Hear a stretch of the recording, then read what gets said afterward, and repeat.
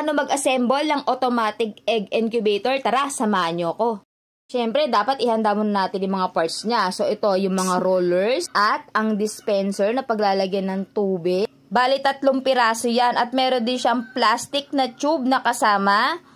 Ayan, sa kada isang dispenser. At ito yung plastic frame na square shape siya na nilalagay sa gilid. At ito yung pinaka-base ng ating incubator. At ang pinaka-importante, itong part na to kasi nandito yung mga kable, mga wirings, at yung exhaust ng incubator natin. At may kasama din siyang net. So, umpisa na nga nating i-assemble.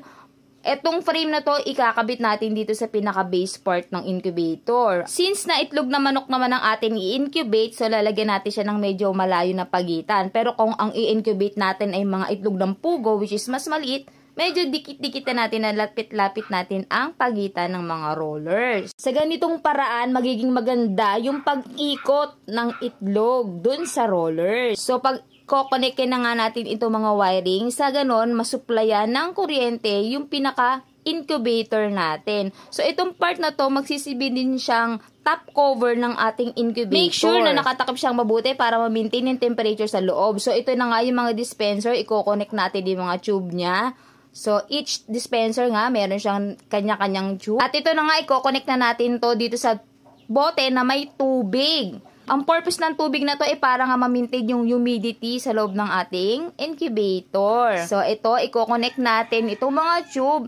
Dun sa mga makikita nyo mga butas dyan sa gilid, yan ang connection between dun sa dispenser tsaka nung incubator. Kasi nga, magsusupply siya ng tubig papasok dun sa loob ng incubator para nga ma-maintain yung humidity at magandang temperature sa loob ng ating incubator. So, ito na nga, i-connect na natin tong plug na to para masuplayan na nga ng kuryente ang ating incubator. So, once na sinaksak mo siya, mag-o-automatic na yan. Isiset niya na mismo yung tamang temperature o init na kailanganin ng mga itlog natin sa loob ng incubator. O, diba? Ang galing.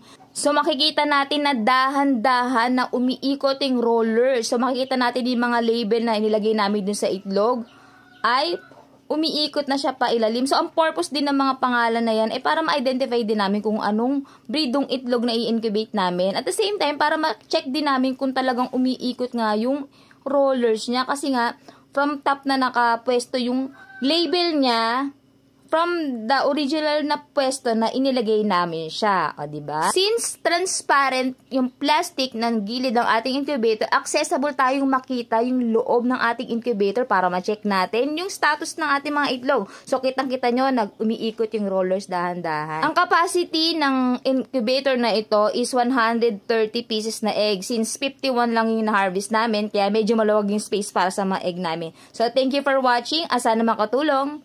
Bye-bye!